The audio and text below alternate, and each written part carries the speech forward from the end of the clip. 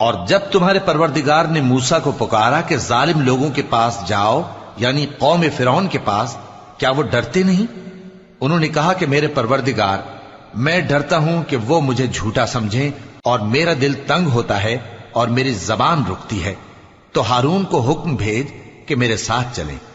اور ان لوگوں کا مجھ پر ایک گناہ یعنی فرعونی کے خون کا دعویٰ بھی ہے، سو مجھے یہ بھی ڈر ہے کہ مجھ کو مار ہی ڈالیں۔ فرمایا ہرگز نہیں، پس تم دونوں ہماری نشانیاں لے کر جاؤ، ہم تمہارے ساتھ سننے والے ہیں۔